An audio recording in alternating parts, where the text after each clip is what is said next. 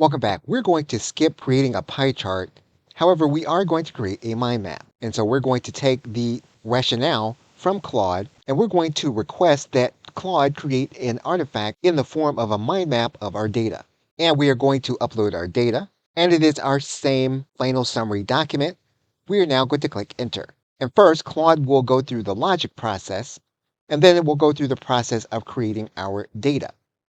And so basically what we are doing is we're asking Claude to put together a mind map in a specific format. Now, once again, the mind map may not look the way you want it to look. And so it's a good idea that you first publish the document so you can come back and iterate with this specific element if it doesn't look the way you want it to look. And in fact, what we are going to do is we're going to copy the link and we're going to undertake this process in the next video. Okay, so with that, thanks, and I will see you in the next video.